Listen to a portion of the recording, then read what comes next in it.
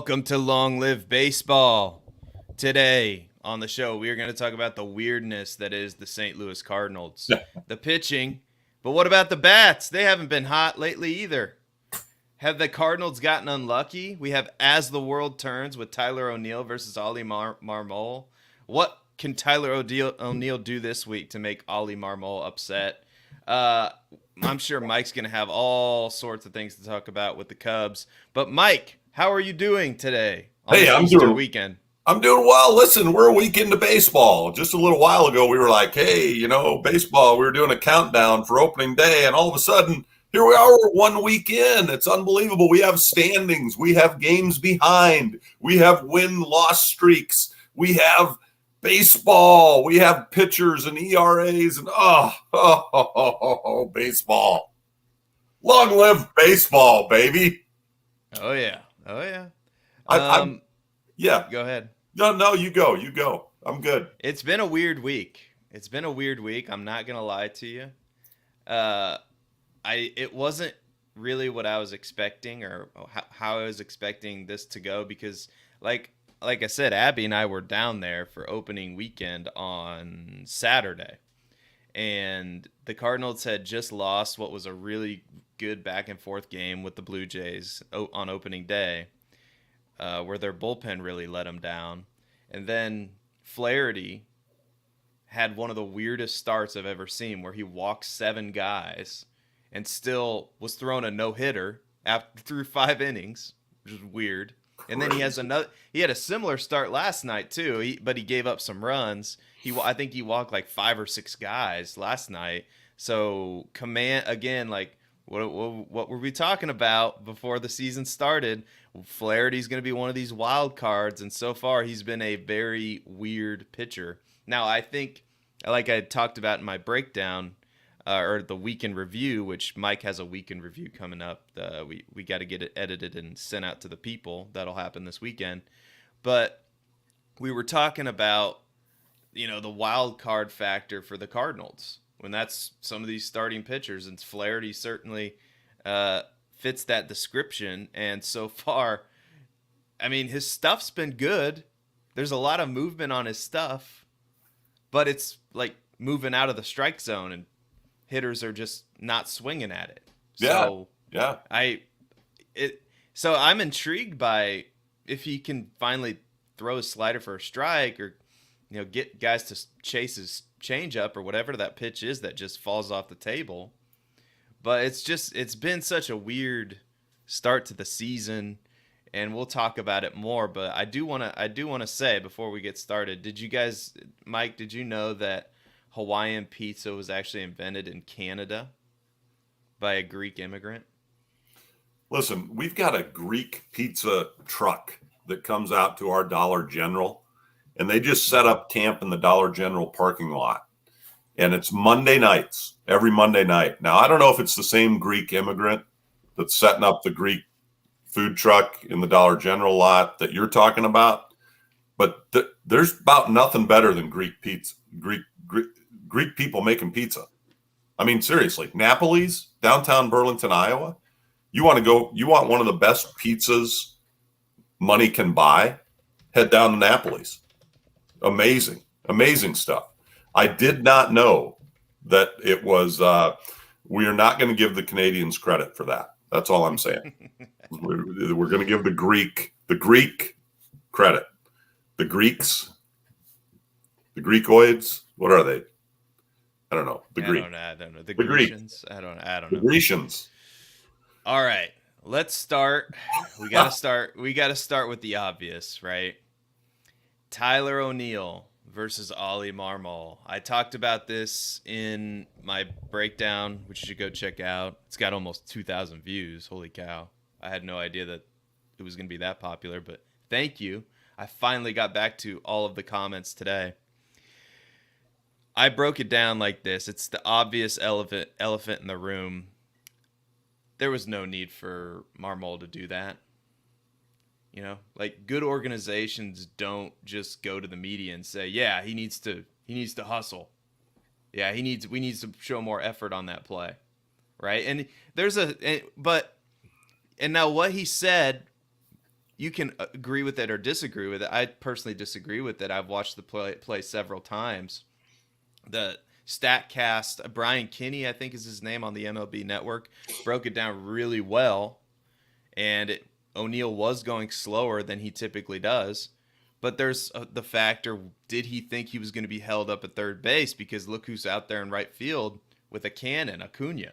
And that ball was hit pretty hard. So, and it's not like, you're down 3 at that point. So it's not like this run is going to tie the game. I mean, I thought it was a terrible send by the third base coach, which he gets a complete pass apparently. And I just don't really understand the logic of doing that. I don't see the upside, because like what you've done is you've aired out your dirty laundry in the media. You've pissed off Tyler O'Neill and benched him and then you continued it into the next day, which was completely unnecessary. So I like Oli Marmol. I think he's a pretty good manager, but this I think was a mistake. Now, it's probably a mistake we're all going to forget about in a couple of weeks, especially if the Cardinals start winning again. But this, combined with all the weirdness that's gone on, is just not a good look, right? And now you're sitting at 2-5, and the offense that was so good against the Blue Jays has scored 7 runs in 4 games. So when the offense is not clicking and the pitching, like, it's almost like we're seeing Murphy's Law play out. And again, we're playing the Blue Jays and the Braves, 2 of the best teams in the MLB, and you can make a case that the Braves are the best team in the NL. I think they are. But it wasn't necessary for him to do that, and there's just no upside to it. Here's the upside. And I don't like to talk about Cardinal upside, but, Tyler O'Neill and some of his teammates taking early batting practice, like prior to batting practice.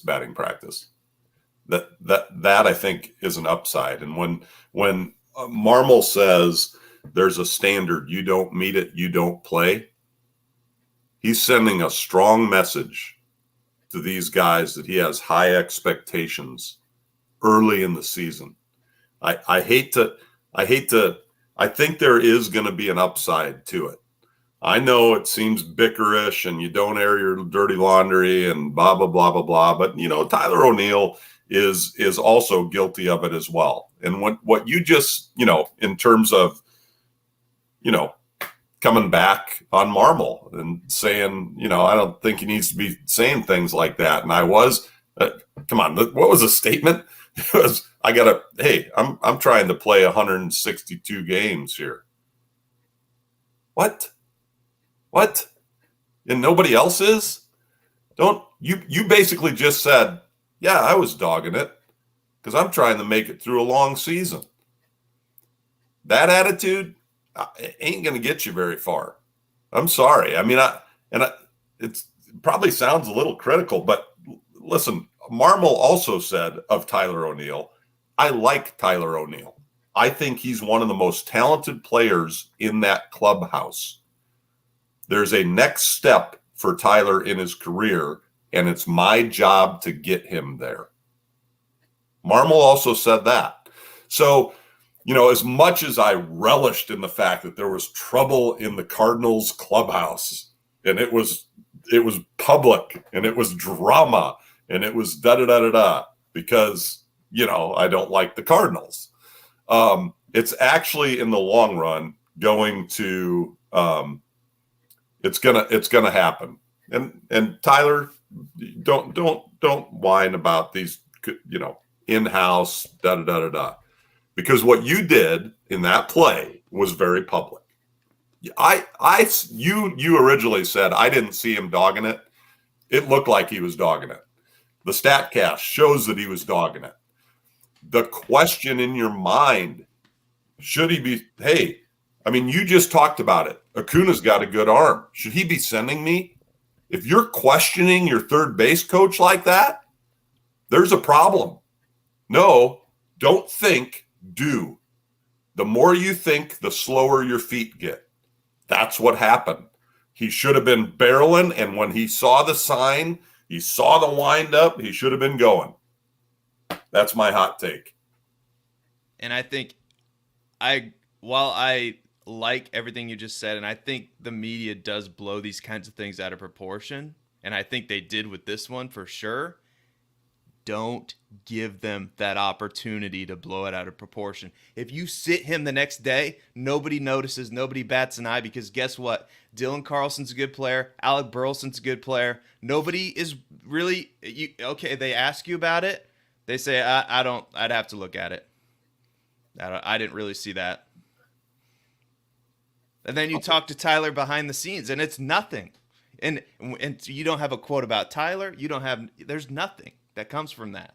You don't except the conversation that you have with him in private, saying, "Dude, do you want to take your game to the next level? Then we can't be seeing shit like that. Okay? You're not playing tomorrow." And the media doesn't. It's not a story. It's nothing except from what you talk to him man to man. And I'm a private guy, so if I were Tyler, I would not have reacted well to that at all. Now what we don't know is if he had a conversation with him beforehand saying, yeah, if they ask me about it, I'm going to say something, because that's BS, man. Right. But I watched the play, and as a player, like, you still do the math with the StatCast. It still would have been thrown out by like 8 feet. So it's a terrible send.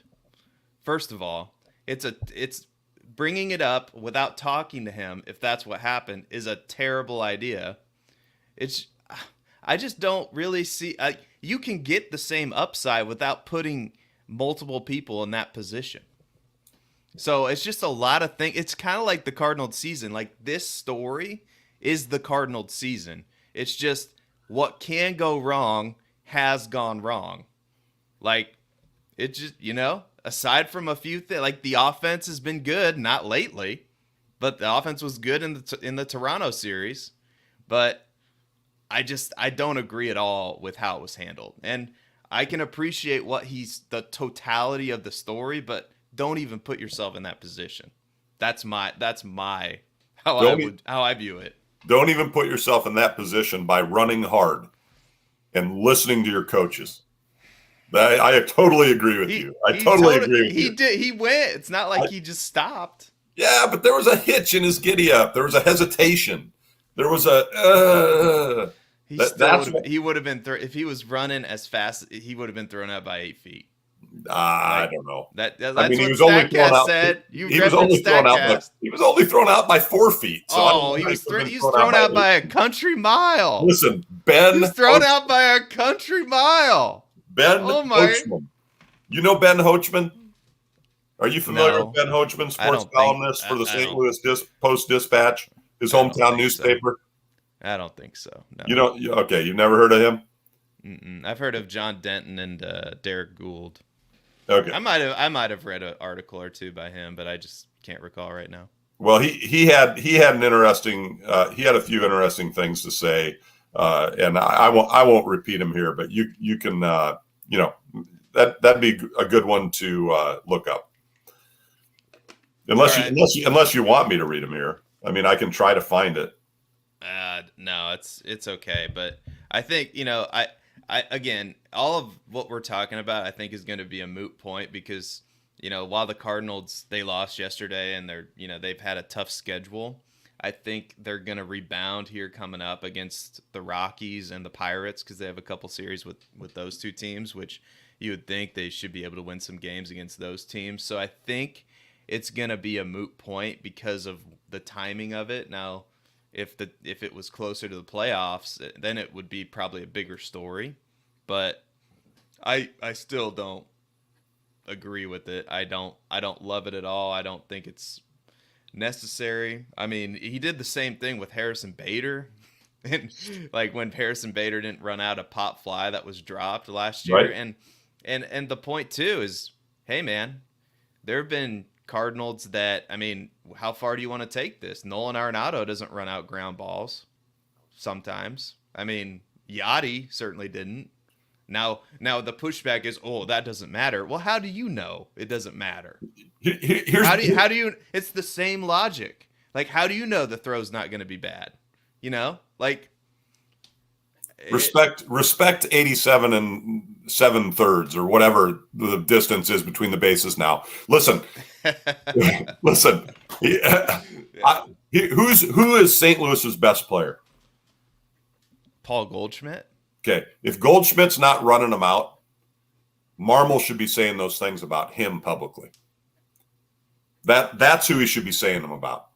He should, if he's not running them out, he should be saying Paul Goldschmidt dogged it on that ground ball, because that's who he should be talking about. He should be holding his best player to that standard, not sending the message to Tyler O'Neill, who, by the way, I watched Tyler O'Neill. His pants are too tight. That guy, I mean, they need to upside. Maybe that's why he didn't round third base as hard as he could have, because he couldn't get his legs to move. When your butt's that big, man, he must be doing some squats. Dude, his thighs were ripping the pants. I mean, I know. The equipment manager's probably stressed out. Like, we can't get a pair of pants that fit this guy. Maybe they can. I don't know. Yeah. Anyway. But listen, the guy that I was telling you about, this Ben Hochman from the St. Louis Dispatch, you need to read his article. I'll see if I can put a link in the show notes. What we learned about Tyler O'Neill and Cardinals manager Oliver Marmol. Okay. And here's how the article starts out, which I think is just interesting banter for the show too. Okay. Tyler O'Neill committed a cardinal sin. Oh, Lord. And worse than that, he doubled down on his belief that he didn't commit one in the first place. This is St. Louis people now. This is St. Louis homegrown St. Louis Post-Dispatch writers writing about this situation. All right, so, trade him away. Trade him. They should have traded him instead of whoever they traded. Harrison Bader. Bader, yeah. Good Lord. Like, he's still running faster than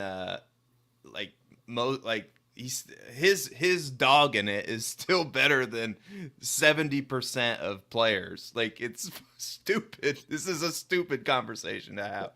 Like, I don't know. There's just so many things that could have prevented this from even being a thing. Like, him being sent in the first place, terrible. Oli airing it out, terrible. Anyway. I love it. All right. Well, I have all this stuff, all this Cardinal stuff we could talk about. You know, it's been a weird start to the season. Newt Bar, just to give some people some updates. Newt Bar is on the 10-day IL or 15-day IL. I don't know which is what. I've seen both designations. Packy Naughton, who had been a really good arm out of the bullpen and somebody the Cardinals really need, to be honest with you, because Hicks is stinking up the place and Helsley's, he's been a little shaky. So Packy Naughton pulled out of the game last night. Weird. It just kind of looked like he lost feeling in his arm or something. Gallegos is on the 10-day IL. We all know Wainwright's on the IL. And the starting pitching, like, I don't. Do you want to transition to a Cubs topic before we keep talking about the Cardinals?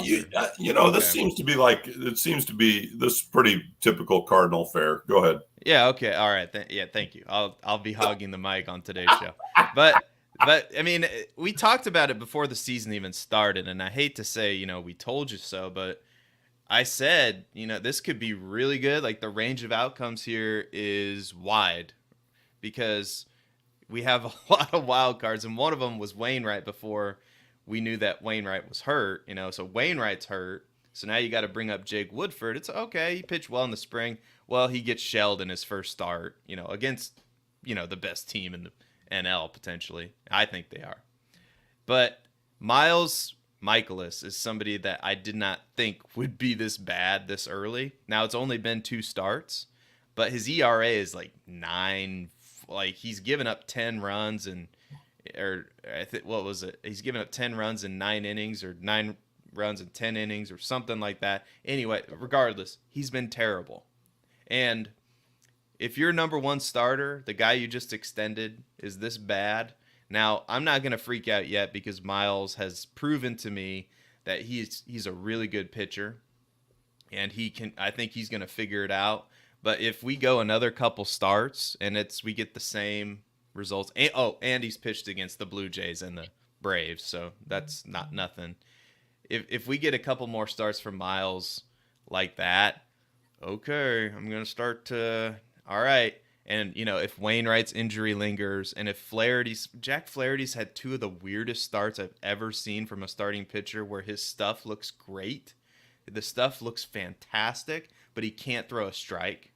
And they're not swinging at, all the, like, and they figure out, oh, well, he's not throwing strikes. We're just not going to swing at it. And Montgomery and Matz have been okay. I think Montgomery, I think he pitches today, can be the stabilizing force, hopefully, in that rotation. Like, and I commented on somebody today, and they don't have an ace, right? And we know this. I said, but they don't.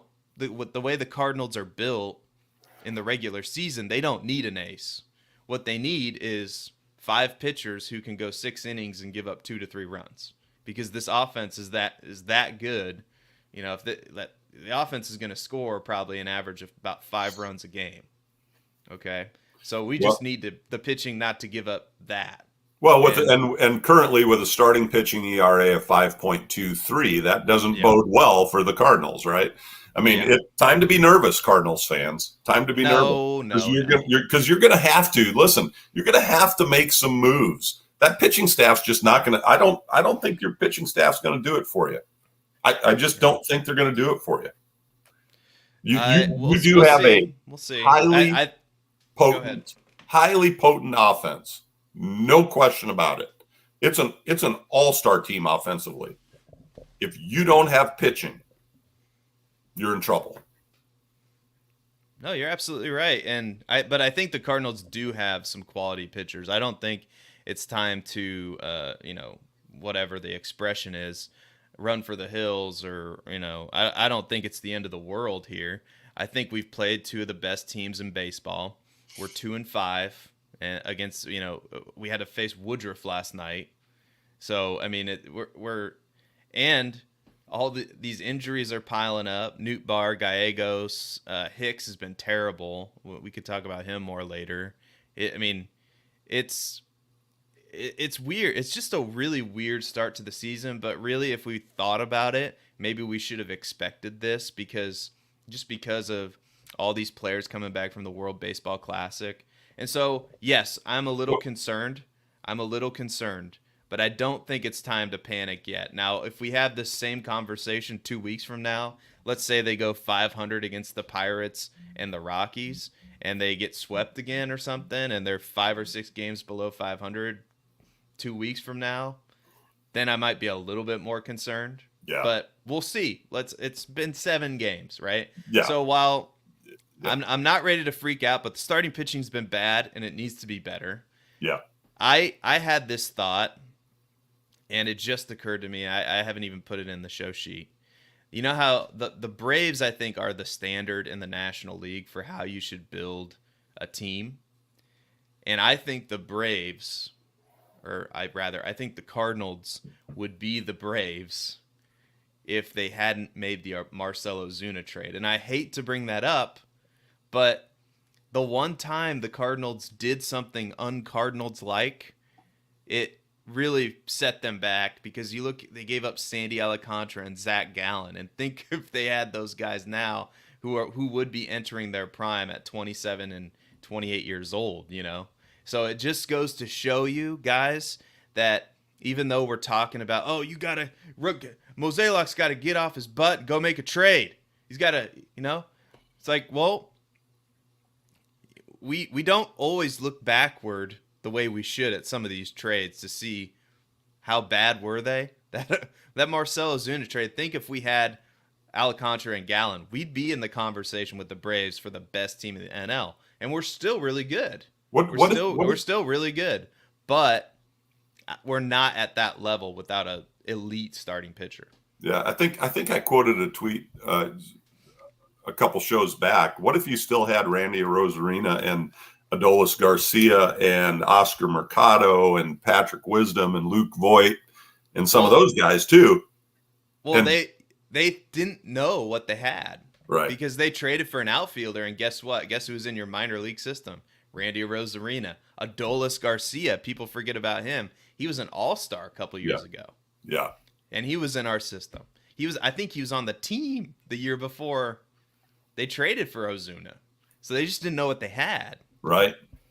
And it's crazy to think about that, but I think it's true. I think that was a huge mistake, and I really think if you want to point to a reason why the Cardinals maybe are gun shy to make a big trade, you could point to that trade and go, that set them back. That really set them back. And I'll admit to you, I was excited when they traded for Marcell Ozuna, because I didn't know who Sandy Alcantara was or Zach Gallen. I didn't know they would turn into what they turned into. But gosh, sure would be nice to have those two pitchers now. Yeah. Absolutely. So that's what a trade can cost you. And I just thought it was worth mentioning as we talk about the starting pitching for the Cardinals and how bad it's been. But so that's really what I have to say. I mean, the bats also haven't really been that good. I mean, they've, like I said earlier in the show, they've only scored 7 runs in the last 4 games against the Braves, and last night they were shut out against Milwaukee. And I know they had to face Woodruff, but still, if your pitching's not going to be good and you go through stretches like this where your bats are cold, that's not a good combination. You need right. That's why an ace is so important, because an ace can just stop the bleeding. Right. And so from the Cubs side of things, I think we found our ace, Marcus Stroman.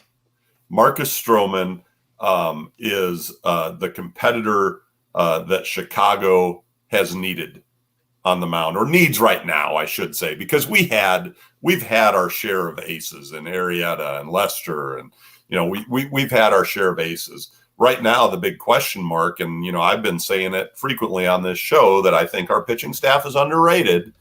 But Marcus Stroman, so far this season, has come out as our ace. He's got 12 innings pitched. His ERA is 0, which that's a nice little ERA to have. After playing he was our opening day starter, came out and beat the Milwaukee Brewers, pitching against Corbin Burns, their opening day starter. That's fun. Has a 0 ERA. He's pitched 2 games now. He just got done pitching against the Texas Rangers, and a similar outcome in that one. And so, that's fun stuff to see. What else, or who else? Justin Steele. Justin Steele is picked up right where he left off last season. He also has a 0 ERA. So then now the question mark comes after that, right? And so James Talon, is it Talon? Talon? Talion. I don't know. I've been getting scolded by people I know in the comments. Just, you need to get these pronunciations right. And I agree. I do. It's not a strong. It was never a strong point to begin with. But I've gotten a little bit better. But I believe it's Talion. Talion. Yeah, I think it's Tyon. Tyon. Jameson Tyon. If somebody is in the chat right now and wants to chime in, please go ahead. Give me a phonetic pronunciation. That would be nice. Put the tie on. That's what we're going to call him from now on. I thought we were calling him Danny Boy. Well, we were maybe at some point. I don't know why. Why? Because of Jameson whiskey or something? Oh, there we go. Okay, so anyway, Tyon. We'll go with Tyon. Jameson Tyon. Listen, not terrible news. 4 innings pitched, 6.75 ERA. It was against the Brewers. The Brewers have shown that they are a team that we don't know who they are so far this season. Like, I've been shocked to see how well, after we beat them on opening day, I was like, oh, this is just how the script was going to go, and then since then, holy cow, they've been, they beat the Brewers, and not that we don't even want to talk about the Brewers, but they beat the Mets 10-0, 9-0, shut out the Mets 2 games in that series. That's wow, surprising to me. The guy that's been kind of a pleasant surprise for us right now has been Michael Fulmer. He's been good coming out of the bullpen for us, and Keegan Thompson also, I think, is going to be another pleasant surprise for us. Adbert Alzolay, who's probably everybody's favorite pitcher coming out of the bullpen for us, has not had as much success, and but we found our ace in Marcus Stroman. He brings an attitude and a swagger and a, dare I say, a Chicago swagger to the Cubs, and so far this season has been really good. So that's been a positive thing for us. Ian Happ and Dansby Swanson have come out of the gates red hot, which is fun to see, especially since Dansby Swanson is a notorious slow starter, right? Everything that you read about him, and hey, he's got a long-term deal in Chicago. That makes things a lot of fun when you see a guy that just signed a long-term deal come out of the gates hot. It's like, wow, this future could look bright for Chicago, for the Cubbies, and for Dansby Swanson. And then Patrick Wisdom has been playing really well. The problem is, and one of my favorite players, our second baseman, and ESPN Fantasy Baseball, please get your positioning right. Nico Horner is a second baseman. You only have him as a shortstop right now in fantasy baseball, and that is, I want to play him at second base, so I don't have to go searching around for the Jake Cronenworths of the world to try to put in there in place of him, because I want him in my starting lineup every single day. Nico Horner is going to surprise some people. We've got to see our first belly bomb. Cody Bellinger is starting to return to form, which is exciting to see. Eric Hosmer has not disappointed. Swanson and Hosmer hooked up for a beautiful play. Swanson ranging to his right on a ground ball and threw, I think, like a 3-hopper to Hosmer, who snagged it and for an out. And Hosmer's batting .333 so far this season. So that's fun to see too. After that, we've got a lot of question marks. Like, why aren't some of our younger guys like Christopher Morel? Why isn't he up playing with the club? Because, there's some other guys that maybe aren't hitting the ball as well. I think we are still kind of waiting to see what Trey Mancini is all about. And, we've got some other players that,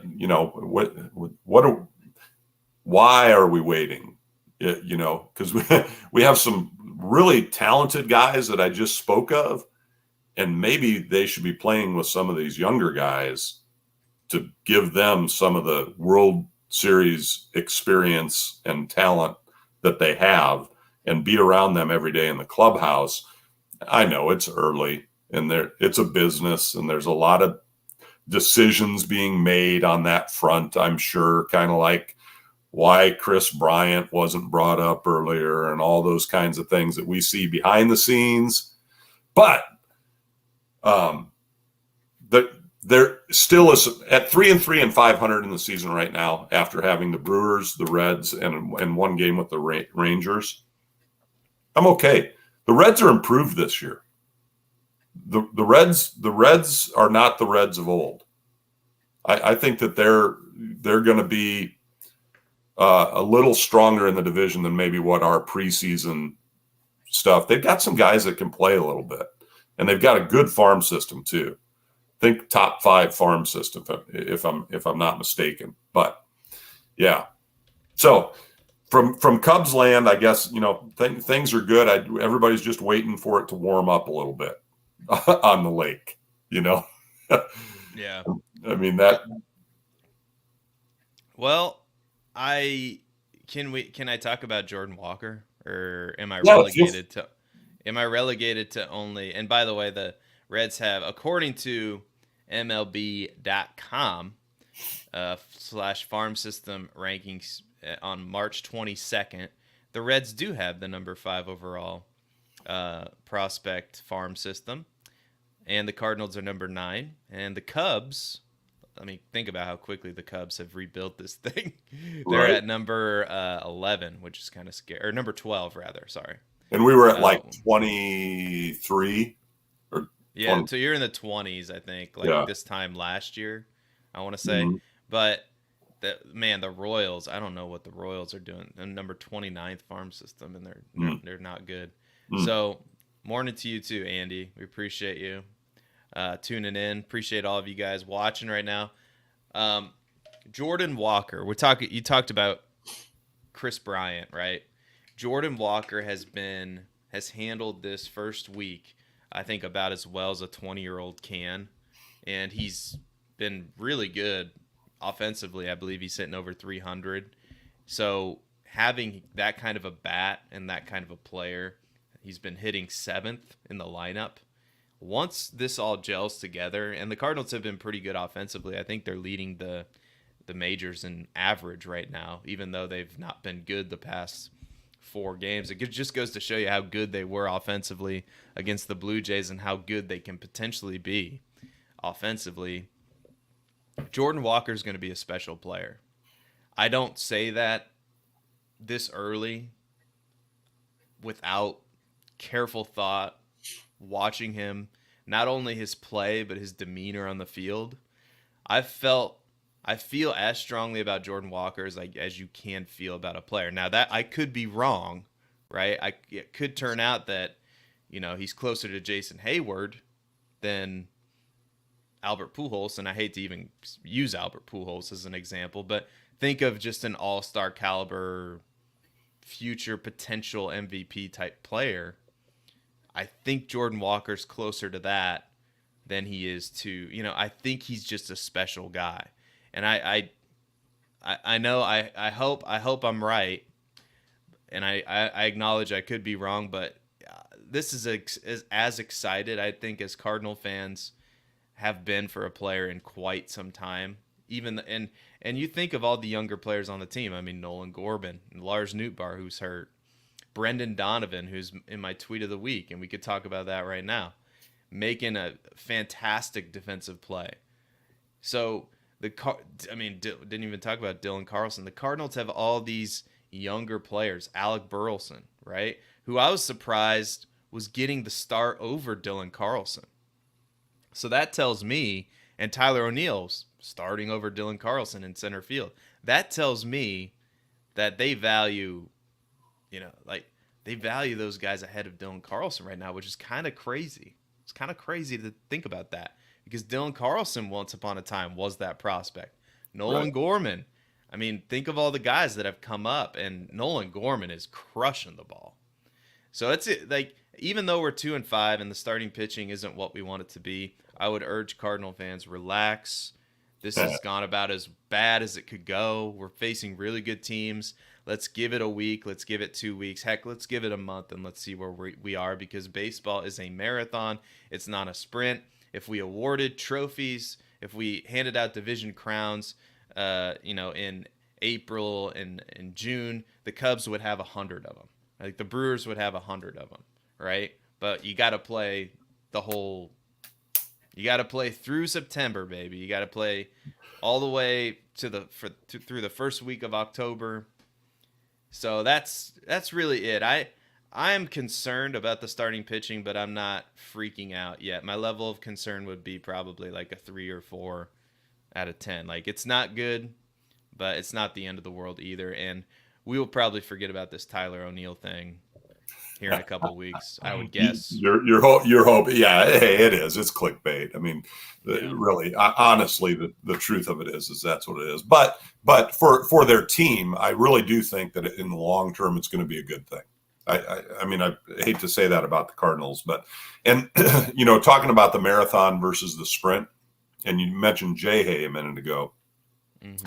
I tweeted out earlier this week that I know it's a small sample size, but Hay's hitting 333 with 2 home runs so far in the spring. At some point this week, he was doing that, and it made me throw up in my mouth a little bit. but it is a marathon, and I think he'll be not trying to diss on Hay, but that might be a good example of the marathon versus the sprint thing. You know what I mean? Because we're going to see that, and yeah, it is early. 3-3 versus what are you guys? 2-5. 2-5. Where are we at here? 2.5 games back. You guys are in last, right? Yes. Last place in the division. Mm-hmm. Okay. Yeah. I do want to make a side. Yeah. This is a perfect Cubs fan comment right here. You guys are. It was a question. It wasn't a comment. I said you guys are last in the division. Is that right? It can be both. It's like yeah. We. Okay. Well, it was a question. Yeah. Comment. It can be both. It can be a comment and a question. Anyway, or can it be? I don't know. Let us know in the chat. So I did want to mention briefly. I know I haven't really seen too much about this, but I want to say I do miss, as much as I miss Dan McLaughlin, and we haven't talked about him too much on this show. And I hope he has a speedy recovery. And by everything I've read and heard about, he is, on that path, right? That long, tough path that he's got to go down. But I have really enjoyed Chip Caray. I have really, just professional, and I know some people might not agree with me, but I just, there has been a lot, they're working it out, the dynamic, because Dan McLaughlin was there forever, and I'm sure it's going to take some time to develop that dynamic, but it's going to happen, it's going to gel, and I've really enjoyed Chip Caray on the on the television broadcast, and I just thought I'd say that because I think he's doing a really good job so far, and I think he's about as professional as it gets with that job. So I've just really enjoyed Chip Caray. So happy that Cardinals baseball is back. Mike, do you have any other things Cubs related that you want listen? I got a couple things. Maybe it's just baseball because this is a baseball show, right? It's early in the season, so having a lot to talk about is something. I'm actually hoping to get up to Davenport tonight. If I can, I don't know what the best way. Maybe I should do the laundry. Anyway, the best way for me to get up there, the Quad Cities River Bandits are taking on the South Bend Cubs in Davenport, as tonight, 6:30, 7:30. They played last night. They play tomorrow at 2:00. It's Easter Sunday, so probably not going to make it to that one. But minor leagues are going to be fun. Seiya Suzuki, probably one of the big stories right now, is playing in a rehab game today for the I-Cubs up in St. Paul, Minnesota, I believe. And then Brandon Hughes, are really one of our only left-handed pitchers who will be coming out of the bullpen so far right now as we speak. Had some left knee inflammation, and he's going to play tonight with AAA Iowa too. And so that's really good news for the Cubs and for Cubs fans. Because, I know the season is young, but I think I've seen Mancini out and right. I think I've seen Patrick Wisdom out and right. I don't know if Nick Madrigal's played out there yet or not. He's been getting in the rotation at third base. Miles Mastroboni, I think, has maybe been out there in right. And so we're there, Cubs fans are longing for Seiya to come back. And the first step of that starts tonight. So that's good. Suzuki had a left oblique strain that I think that they were just being extremely cautious with, out of an abundance of caution, because they recognize, that he's going to be an important part of the Cubs team this year. Kyle Hendricks completed a bullpen session on March 31st, which, that would be good to get Kyle back. So those are some of the things too that, we're looking forward to, because, as I talked about Swanson and Hosmer and Wisdom and Happ and, that kind of core of, and Horner and that kind of core of guys. Now you add to that the guys that I just talked about, and it makes you feel a lot more comfortable if we can get those guys back and playing regularly, for sure. Now, the other thing is I'm going to talk about my tweet of the week, if that's all right now. Go ahead. And my tweet of the week, and I don't normally do this. All right. I'm just telling you that I don't usually do this. My tweet of the week is my tweet, my own tweet. Well, way to just promote yourself. It's all about self-promotion. That's one thing that I'm learning in regards to, YouTube channels and podcasts. So, but honestly, this is promoting another product, the Beat the Streak, that's been going on for 20 some years, right? My tweet specifically mentioned Beat the Streak Daily, the podcast, okay, at BTS Daily MLB, and Ryan Porth at Porth 670, and Matt Spiegel at Matt Spiegel 670. And I said to them, I know the season is young, but my longest streak is only 2. I need help. Missing my Beat the Streak podcast fix. When's the next episode? There's not been an episode of Beat the Streak Daily yet this year. And I'm concerned that it may not come back. And so this is a shout out to all of our listeners and the people. Let's get a hold of Ryan Porth, 670 The Score, and Matt Spiegel, 670 The Score, and Beat the Streak Daily MLB. Put the pressure on. We need the podcast back. I want insight. I want to know, although I will say this, that without them, my streak is currently at 5. Oh, nice. So this how many games have we played? 6 games, and I've got a streak of 5. So I'm well on my way to beating the streak. Nice. There you go. I need Abby and I, when we went down, I got your text, and I asked Abby, I said, who's going to get a hit today? And I think we came up with Goldschmidt and Brendan Donovan, and we just put in two for one. We got it. Nice. So where our streak is 2. So yeah, maybe we need Mike's daily Beat the Streak picks. Like, you could just go live for 5 minutes on the show or on the channel every day when you get home from school. Just here's Mike's Beat the Streak picks, and it could be a whole thing. I'll do that? We will add that to Long Live Baseball, even though it's not affiliated with Major League Baseball. 670 The Score, Ryan Porth or Matt Spiegel in any way. Yeah. Okay. Just want to put be that. clear We could put it about out on the podcast too. Yeah. Well, I'm just going to talk about who my picks are, and then people can use that data as they wish. All right. Yeah. It's Mike.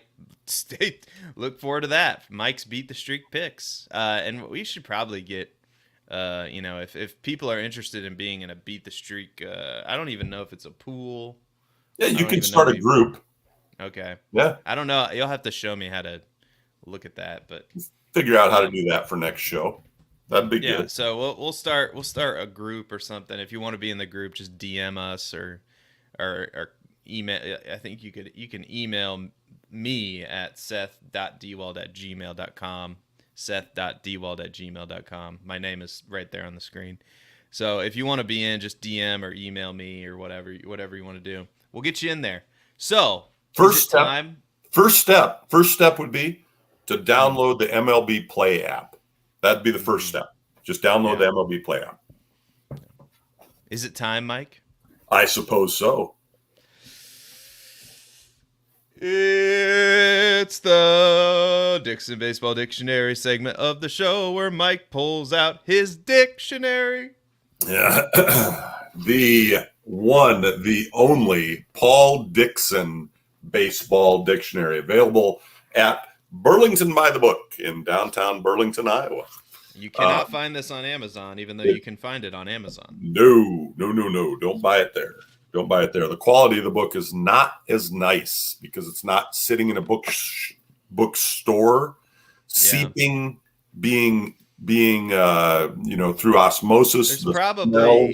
There's probably all kinds of diseases you don't want in the books that come from Amazon. So. Just boxed up, moldy, yeah, warehouse books. You want a book cold? Yeah, you'll have a cold for like 3 weeks if you buy it from Amazon. Yeah, you can't get it at Barnes and Noble either. I'm telling you. I was just up there yesterday. Not to diss on Barnes and Noble, but hey. So here's the conversation that I had yesterday, and this is what we're basing the dictionary segment of the show on today. Mm-hmm. When you are ahead in a game, late in a game, say the 7th, 8th inning, you're up 2-0, and your team is up to bat. What do you want them to do? Just get on base or get a base hit, or okay, why? Because eventually what would you like to have? What kind of runs would you call them? The runs that you add on to a lead. Insurance runs. Yeah. Okay. So we had a conversation about that. Is it insurance or assurance? I think it would be insurance, wouldn't it? With an I? Or is it assurance? Because we want to assure the win, right? I always thought of it as insurance, like you're buying an insurance policy. Right. Yeah, that's what my that's what the but it's a assurance would work too, wouldn't it? Is it what now the baseball dictionary probably has the answer for us. If assurance policy is in there versus insurance policy, or if both of them are in there, then both are probably accepted. Right? Which is exactly why we have the baseball dictionary. So as I turn to the eyes, insurance is on here. Insurance man, insurance policy, insurance run, page 457. Any run that is made by a team already ahead late in a game, most often the run that adds to a team's one-run lead. Interesting. A one-run. So if you're ahead by 3 or 4, technically, according to the baseball dictionary, you're probably can you use insurance run as a terminology if you have a 3-run lead? Any run that is, well, I think maybe, but it says any run that is made by a team already ahead late in a game. Most often, the run that adds to a team's 1-run lead. So most often, it's adding to a team's 1-run lead. So keep your eye out for insurance runs. And if I turn back to the A's, interestingly enough, we're looking for assurance, right? Yep. An assurance run is nowhere in the dictionary. Well, that answers it then. Okay. However, one of my goals, one of my bucket list items, one of the things that I am going to try to do between now and the time that I kick the bucket, the proverbial bucket, is to make my way into the Paul Dixon baseball dictionary. I want to have an entry that says that it's attributed to Michael Jones, the assurance run. We're going to start some new language on Long Live Baseball. I think we should have assurance runs because sometimes I want assurance that my team is going to win the ball game. All right. I've got some other terms that I'm going to be positing on the show. What would the difference be? Would there be a difference or would it be the same thing? What's the difference between an insurance run and an assurance run? Well, I mean, I don't think that there's a ton of difference. I mean, I don't think that necessarily. I mean, I just sometimes don't you just want some assurance? Well, okay. How about this? I've got an idea for you. Okay. An insurance run, let's define it. It's any run that's added to a 1-run lead. An assurance run is any run that's added to a 2-run lead or more. So you have some more. So you have some more assurance. This is what I like it. I like it a lot. Absolutely. So not only am I after getting my own credit in the Paul Dixon Baseball Dictionary, I also hopefully our conversations about this great game of baseball will lead to some editing of the Dixon Baseball Dictionary as well. I wonder. I am in the I am a freelance editor. I wonder if Paul Dixon needs something for his 4th edition. I don't know when the 4th edition's gonna come out. So still trying to get a hold of this guy. If you know Paul Dixon personally, please let him know we're trying to get in touch with him. We'd like to have him on the show. We'd like to have some conversations about these things. I hope he's not a made up caricature. Like if somebody, like it's just a bunch of people that wrote this and they said, what would Paul Dixon look like? Like we need a Paul Dixon. Look, I mean, look, I don't know if I want to. You're gonna have to. He looks like Ron White, the comedian. Yeah. Mike's doing the thing right now, but he looks like a base. Like if you looked up a sports writer in the dictionary, not Paul Dixon's baseball dictionary, because you could look up sports writer probably in the Paul Dixon baseball dictionary, but we haven't gotten to the S's yet. He looks like what you'd find in the dictionary next to sports writer if a picture of a sports writer was in the dictionary. He does. We're starting to bounce around a little bit in the dictionary, by the way. I think we completely bypassed the H's. Maybe we've hit the G's, but I do want to point this out too.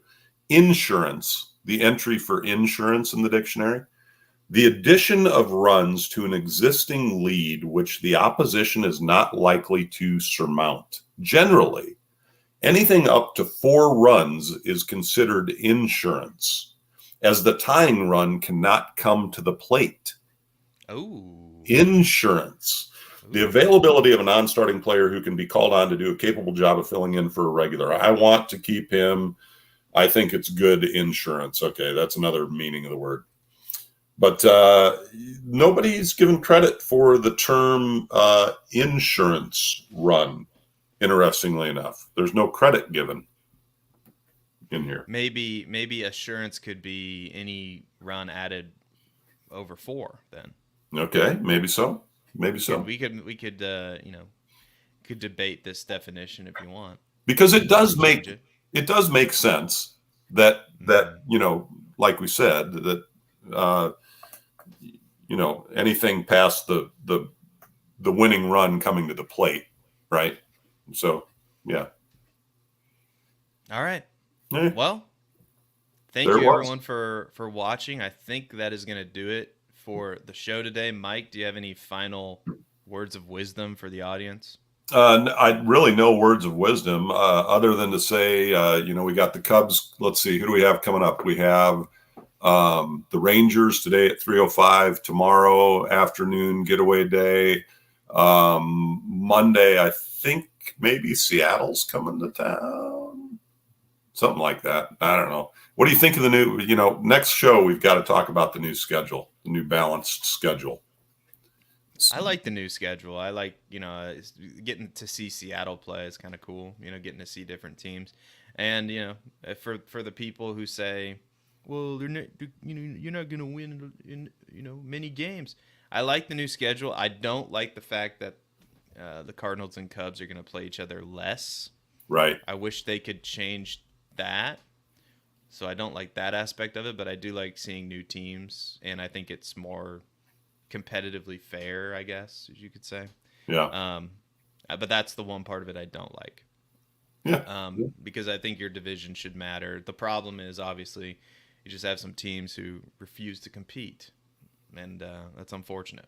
Yeah. So, anyway, my words of wisdom, I mean, it was kind of nice to see, I don't know if it's wisdom or not, but the Contreras brothers had a little moment yesterday because the Brewers are playing the Cardinals, and they had a nice, it's kind of cool to see brothers in the major leagues both playing the catcher. And we Cardinals have had brothers, or a family, the Molinas, right, where 3 brothers catchers.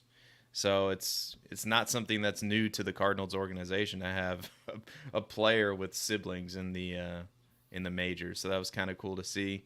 My words of wisdom, I guess, don't freak out, Cardinals fans. All right, don't freak out. We're going to be okay. We have a really good team. We ran into a buzzsaw in the Braves, and the Brewers are playing really well right now. So it wouldn't surprise me if the Cardinals, drop 2 out of 3. Hopefully they don't get swept again. But we're just in a tough part of the schedule. We have the Rockies and Pirates coming up, so I see some wins on the horizon. And long live baseball, and go Cardinals. Let's go Cubs.